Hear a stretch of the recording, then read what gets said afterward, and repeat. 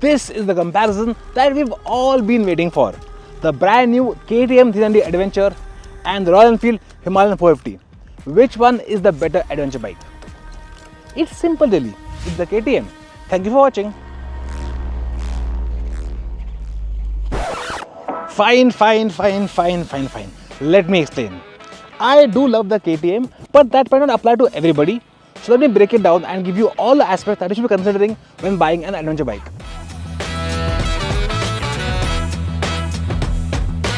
The Himalayan weighs 196 kilos, while the KTM weighs just 182.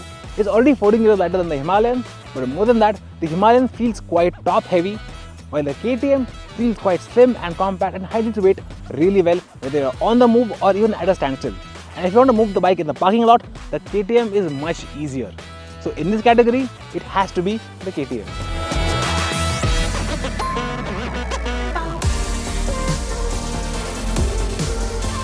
The 390 Adventure does not get a center stand, but you can buy one as an accessory. Thankfully, the Himalayan does come with one as standard, and that makes life a little easier for doing maintenance at home like chain cleaning, lubing, or even an oil change. But after riding this bike for over a year, I still struggle to get the bike on the main stand even till this date. So in this case, let's just call it a draw.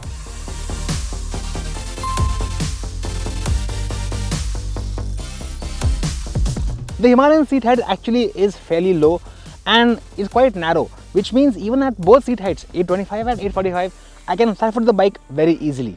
But it still feels rather top heavy, which means if the weight shifts drastically, it's a pain to manage.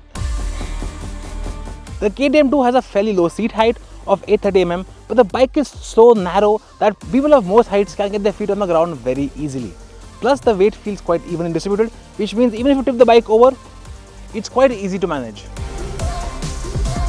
The winner here is obviously the KTM.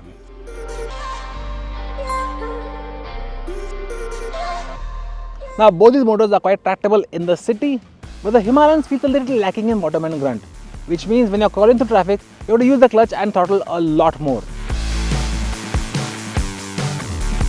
On the other hand, the KTM has a crawl function, which makes riding through traffic really easy with very little clutch or throttle input. And while both bikes do have a slipper clutch, the clutch action on the KTM is just much lighter. Winner, KTM.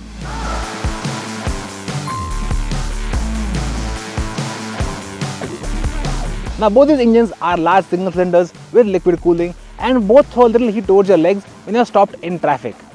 But the KTM feels a little warmer, but not by much. The winner here has to be the Himalayan. The KTM gets 3 riding modes: off-road, street and rain, with off-road being the most aggressive, while street and rain dial back the throttle response a little bit, which makes riding in the city a lot easier. And changing modes is super simple as well. Just let the mode roll off for half a second and it will change modes instantly. The Himalayan has 2 riding modes, performance and eco, with eco having a lower throttle response.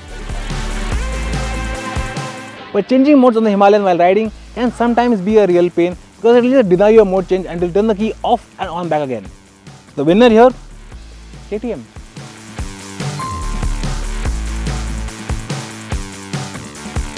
The KTM is much more easy to manage in the city. It feels quite light to steer, and at speeds of 40-50 kph, it almost feels like a street bike more than an adventure bike. Plus it's also got a tight turning radius, which means taking U-turns is very simple in traffic as well. And if you come to a halt suddenly, you can get your foot on the ground quite easily to hold the bike. When you're moving slowly, the Himalayan shows its weight a lot more, especially how top heavy the bike is. Plus it requires more steering effort to filter through traffic, so taking U-turns in traffic and on narrow roads feels a lot trickier. Plus if you come to a halt suddenly, you have to manage that weight, it's a bit of a pain. The Himalayan rider seat is wider and better padded than the KTM's. It feels more comfortable when commuting for short distances. Pillions will be very comfortable too, as there's plenty of space on the rear seat. And the grab handles are quite useful as well. The KTM rider seat is a bit firm, which some might find too hard for short rides. And the pillion section of the seat is a bit small and narrow. It's certainly not meant for pillions of all sizes. The large grab handles though are quite useful for pillions as well. But overall, in terms of seat comfort, the Himalayan has the KTM beat easily.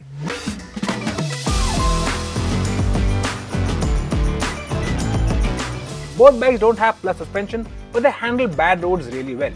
You can feel the bumps on both bikes, but the Himalayan just handles them more gracefully.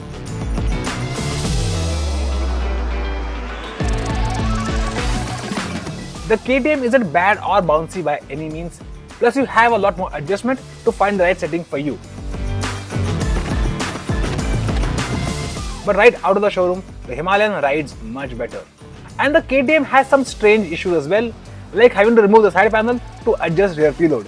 This is just much easier on the Himalayan.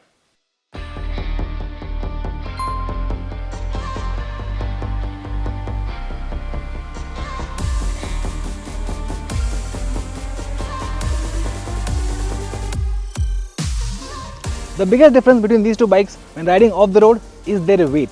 But more than the weight number, it's the felt weight that matters the most. The Himalayan feels quite top heavy, and that becomes quite apparent when you're riding off the road.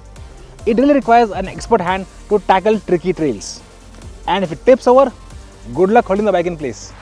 The KTM feels a lot lighter than its weight number would suggest. Honestly, literally anyone can take this bike and start riding off-road without much trouble. Plus, if you do have a stumble, it's quite easy to get your foot on the ground and hold the bike in place.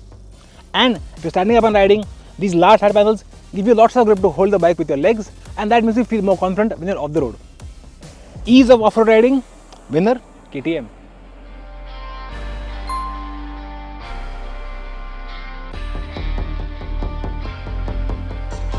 Once you get them going, both these bikes feel quite quick in the dirt.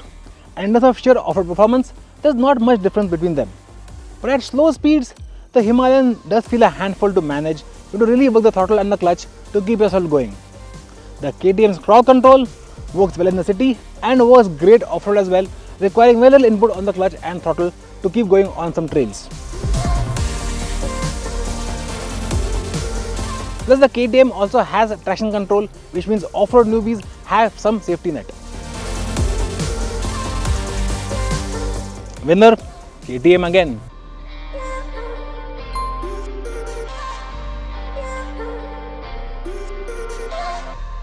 Now both these bikes can set highway speeds of 80 to 100 kph all day long without breaking a sweat. And at 100 kph in 6th gear, the KTM is doing around 6000 rpm while the Himalayan is doing 5000. Now even though the Himalayan is revving lower, this engine feels busier.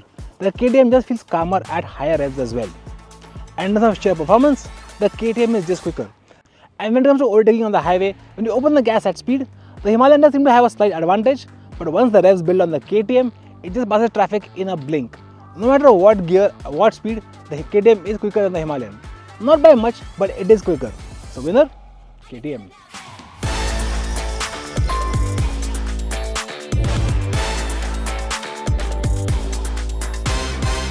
At around 7000 rpm, you will feel some vibes in the foot pegs of the KTM.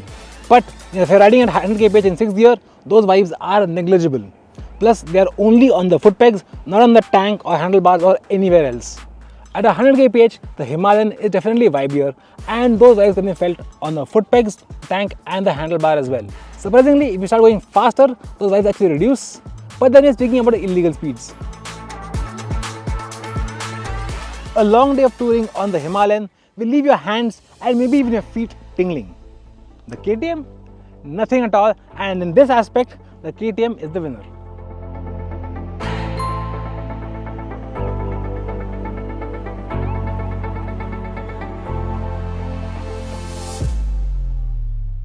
The KTM seat is firmer, which means you don't sink into it over a long journey, especially if you're heavy like me, and that's something I appreciate. But if you're lighter, you might find the seat a little stiff for your liking. The Himalayan seat is softer, and for me that's a problem because I sink into it over a long journey and then my back starts to hurt really badly. but if you are lightweight, you might actually like this seat over the KTM's. In this case, let's call it a draw.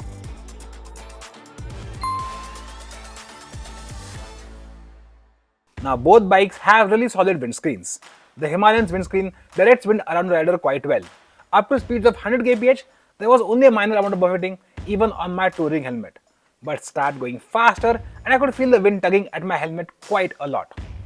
The KTM has a taller windshield and at least for my height, I couldn't feel any wind blast on my helmet at speeds of even 130 km/h. But if you're taller, you might feel some buffeting at these higher speeds. Honestly, both windscreens do their job quite well and we'll call it a draw in this aspect.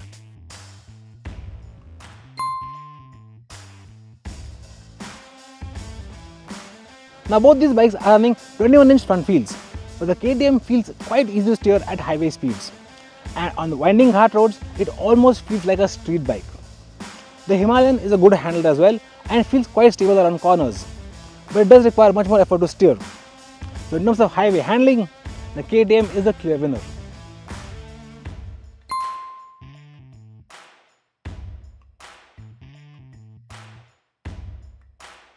Gunning it from Goa to Pune, we got a mileage of 23 km/l from the KTM. Now I know that's low, but if you ride sensibly, you should get around 26. But with a tank of only 14 litres, every time you cross 200 km, you have to start looking for a fuel pump. Over the past year, while touring, we've got a range of around 29 to 30 km/l from the Himalayan. Plus, it's got a massive tank of 17 litres, which means technically you can ride for 400 km before you have to look for a fuel pump. In this case, the winner clearly is the Himalayan.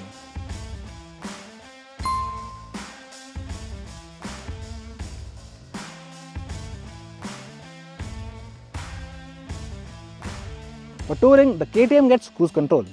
It's not a feature you can use all the time in India, but where you can, it's actually very useful and quite simple to use as well.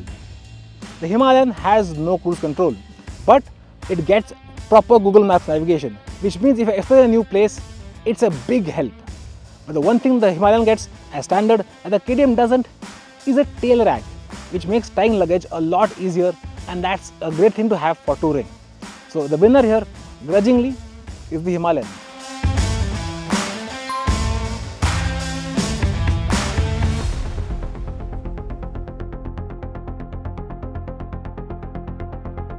Unlike the Himalayan, the KTM uses a lot of plastic panels, even though the KTM's tank itself is metal. Now technically these panels are not painted, but the whole panel is the actual color. So technically they shouldn't show scratches easily. But after a few days of riding, we did notice a lot of black marks from my boots and off-road pants on the center panel. The only plastic bits on the Himalayan's bodywork is the front fender and the two small side panels. In over a year with the Himalayan, the paint quality has remained unchanged. No scratches, no discoloration or anything. For now, until the KTM's panels can prove themselves, we'll say the Himalayan's paint finish is better.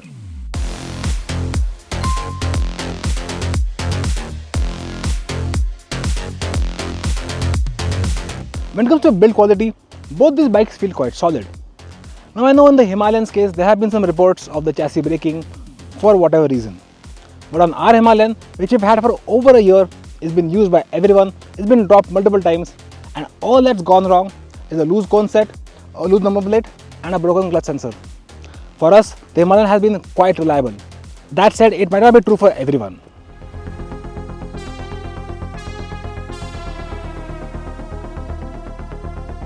In the KTM's case, it's too new a bike to make a judgment about reliability. Now this bike we have ridden for 1000 km and nothing has gone wrong so far. And it's built on the same platform as a new Duke 390, and that bike has proven itself to be quite reliable. So in theory, this one should be as well. But in terms of which one is more reliable, at this point, let's just call it even.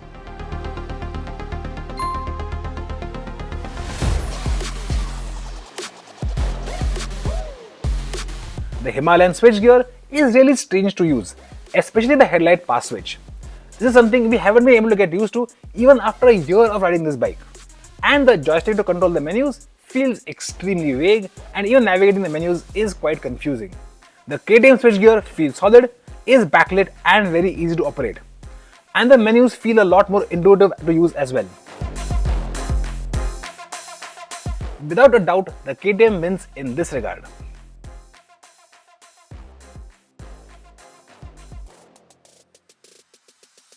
Now, as you can see based on the score, in most aspects, the KTM comes out ahead of the Himalayan.